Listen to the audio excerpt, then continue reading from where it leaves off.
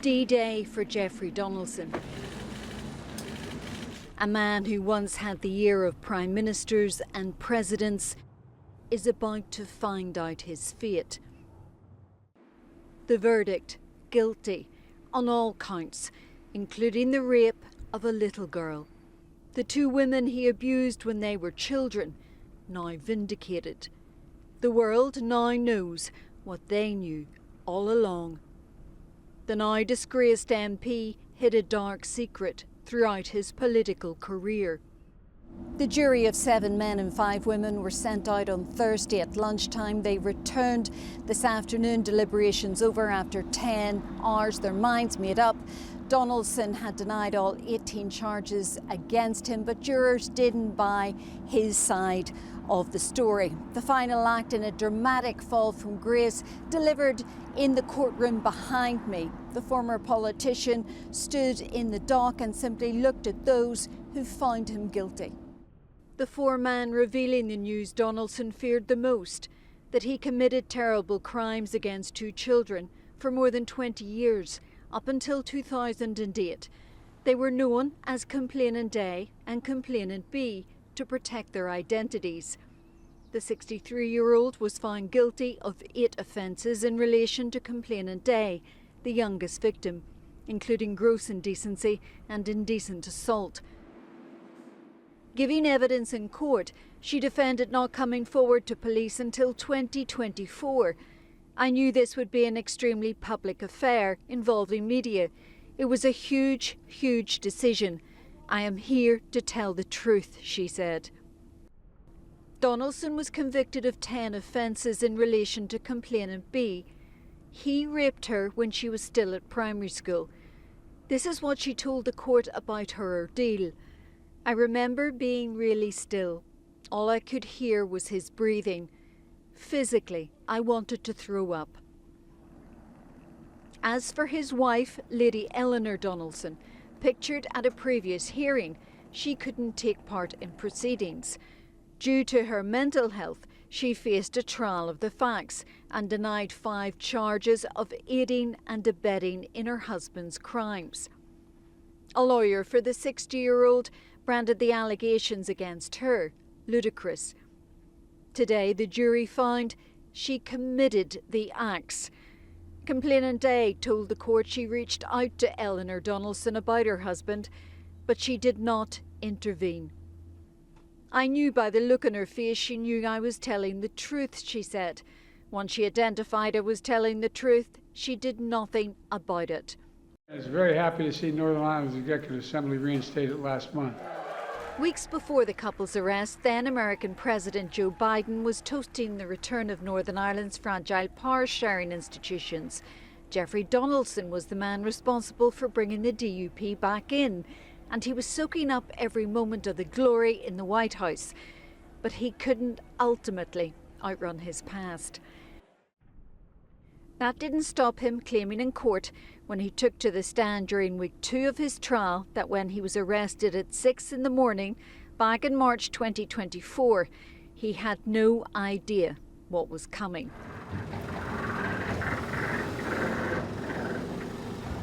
2 years on, Jeffrey Donaldson left court in a prison van. He's now behind bars, remanded into custody. The judge warning him he faces a lengthy prison sentence. And Sharon joins me now. Sharon, what else did the judge say here this afternoon? Well, as he was remanded into custody, Judge Paul Ramsey said to the prison officers, "Take Mr. Donaldson down." Paul, it was absolutely surreal. I would have watched many years ago Jeffrey Donaldson on the television, talking in political speeches, so it really was surreal. But tonight he is a convicted sex offender, and on that he is now on the sex offenders register. He will be sentenced in September. In relation to his wife, Eleanor Donaldson, because she didn't face a normal criminal trial, she's too ill for that. She was incapable of giving evidence, so there is unlikely she will face prison. More likely it'll be something like a treatment order or medical order or possibly a hospital stay. OK, Sharon, there we'll leave it for now. We'll return to you later in the programme. Jeffrey Donaldson has been a major figure in politics here for decades. He rose to the very top of unionism and was a central figure during the Dumcree dispute, the Good Friday Agreement negotiations, the confidence in supply arrangement with the Conservative government, Brexit and, of course, Stormont's restoration 2 years ago. Tonight, he is a convicted paedophile. His fall from grace has been monumental. Our reporter Sarah Clark has been taking a look at his political rise and fall. Jeffrey Donaldson portrayed himself as a committed unionist, a hard-working politician and a family man. When he won the nomination to stand as MP for Lagan Valley, replacing veteran Ulster Unionist leader James Molyneux, the first person he paid tribute to was his wife Eleanor. Friends, I couldn't have done what I have done all these years. And I couldn't go out and fight for our cause without the support that Eleanor has given to me down through the years of our marriage. At 20, he oversaw the Westminster election campaigns for veteran MP Enoch Powell in South Down. 2 years later, he became the youngest person to win a Stormont seat in South Down. He worked as assistant to the Ulster Unionist leader James Molyneux and then stepped into his shoes as MP for Lagan Valley in 1997. He was part of the talks team in the negotiations which led to the signing of the Good Friday Agreement. But just as the deal was nearing completion, an angry Donaldson staged a dramatic walkout from the talks at Castle Buildings. Although he remained in the party, he was a constant thorn in the side of the then leader David Trimble. Eventually in 2003, he quit the party alongside fellow dissident Ulster Unionists Arlene Foster and Nora Beer. It came as no surprise when just a month later he announced he was joining the DUP. Today we are announcing our decision to join the Ulster Democratic Unionist Party, to become members of that party, to participate in the negotiations with them, to work for the change that the people of Northern Ireland have voted for. Again, he quickly rose through the ranks. He was part of the St Andrews Agreement negotiations and sat behind Ian Paisley in Stormont in March 2007 when the DUP leader and the Sinn Féin president Gerry Adams announced they had reached an accord to share power. But 2 years later, he was caught up in the Westminster expenses scandal. He later apologised for claiming back the cost of hotel pay-per-view films on his parliamentary expenses, repaying more than £550 to the Commons Fees Office. In 2017, he played a pivotal role negotiating the Confidence and Supply Agreement, which propped up Theresa May's minority Conservative government. But the relationship eventually soured, and when Boris Johnson won a snap general election in December 2019, the DUP's leverage evaporated. To unionist fury, the eventual Brexit deal with the EU resulted in the protocol, which left Northern Ireland being treated differently to the rest of the UK. 2 years later, Donaldson was again at the centre of the action when the DUP suffered very public leadership convulsions. After Arlene Foster was ousted as leader, Donaldson put his name forward to succeed her, but it was Edwin Poots who took the top job. What a lovely day. But after an internal party revolt a month later, Mr Poots resigned and Sir Jeffrey finally took over as leader. His first order of business was trying to find a way to resolve the post-Brexit trading arrangements, which had by that stage led to the collapse of the Stormont institutions. Intense negotiations resulted in the Safeguarding the Union Agreement, which Jeffrey Donaldson claimed had removed the Irish sea border, although critics, including some within his own party, insisted it didn't. Donaldson led the charge in support of the deal. Today, because of the stirring up that is going on, I was threatened. Days later, at a late-night DUP party conference, the DUP agreed to back the deal. I believe that with the faithful delivery of this package of measures, hard work and dedication, we will be able to look back on this moment as the defining time when Northern Ireland's place within the Union was safeguarded and our place within the United Kingdom internal market was restored. Within days, Stormont returned. It was yet another success for the Unionist dealmaker-in-chief. Stormont back, he was the toast of Washington during the annual St Patrick's Day celebrations. But within a month, one of the biggest political bombshells in Northern Ireland's history dropped. A political career spanning 40 years came crashing down in one shocking instant. Despite being best known as a politician, today's verdict shows that there was a secret, more sinister side to Sir Jeffrey Donaldson. I've been looking into the man whose public persona was at odds with the man behind closed doors. From this night of the realm, invested by Prince William inside the splendour of Buckingham Palace, to tonight facing a stark prison cell held at the pleasure of His Majesty the King. The fall from grace is spectacular. Sir Jeffrey Donaldson will from now be known simply by his prison number. What this trial has shown more than anything is that there were, as one witness in the trial said, 2 Jeffrey Donaldsons.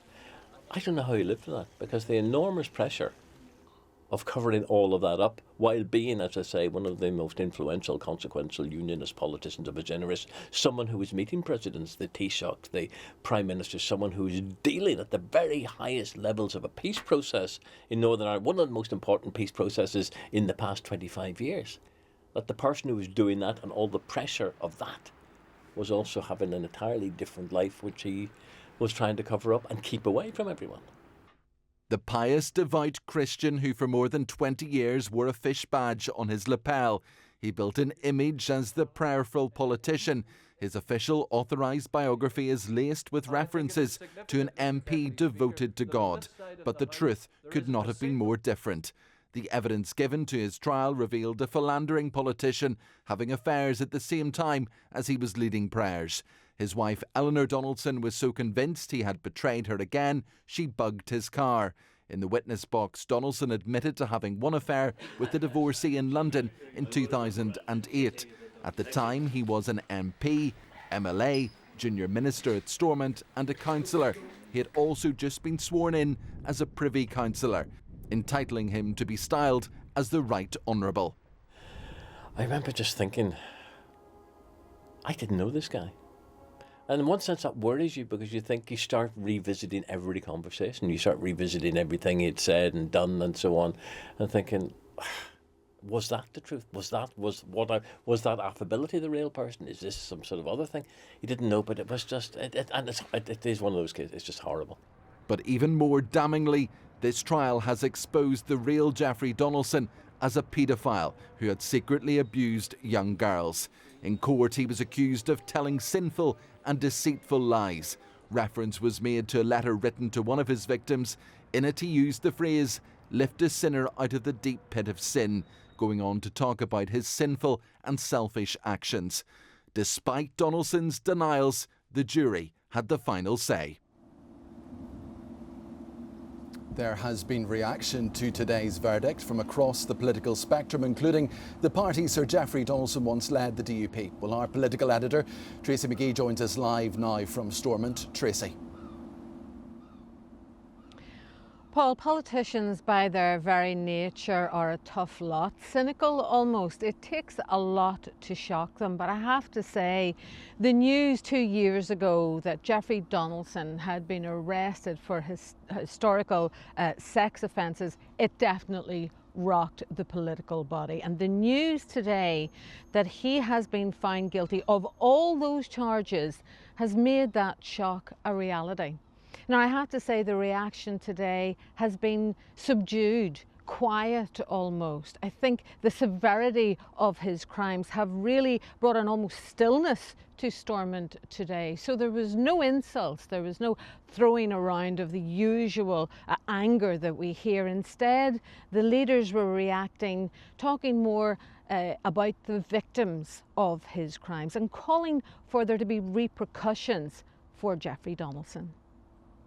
It is now clear, beyond doubt, that he abused various positions of power over many years since 1985 and has covered up his vile and manipulative behaviour.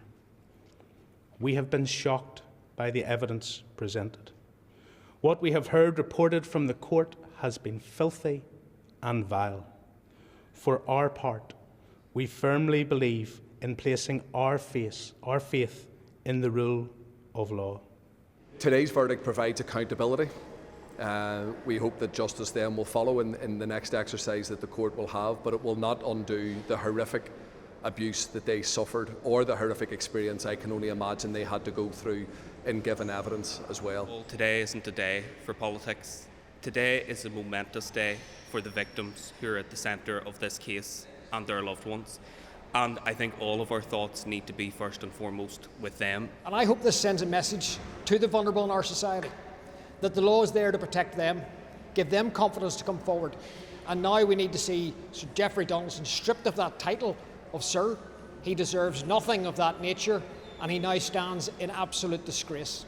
This is a good day for the justice system and the ability to prove that nobody is off limits, despite their privilege, despite their status, despite their practiced ability at making their case. Nobody is off limits when they commit awful crimes.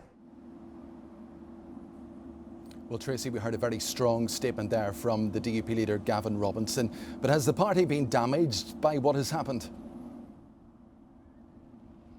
Well, I think in terms of electoral impact, it really is quite hard to say if there has been any long-term damage to the party. But one thing I would point out, from the moment these allegations came to light, the DUP moved swiftly to take action against Jeffrey Donaldson. They threw him out of the party. They made it absolutely clear they wanted nothing to do with him.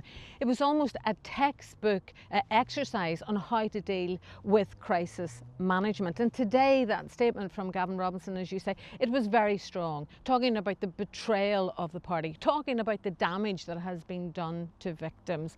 But I do think the one thing that the party would have to have some concern about would be if there were to be some sort of a suggestion, any kind of inkling whatsoever, that the party had any idea of what Jeffrey Donaldson was doing behind the scenes. The party was asked about that again today, and they made it absolutely clear they had no idea of the double life Jeffrey Donaldson was living.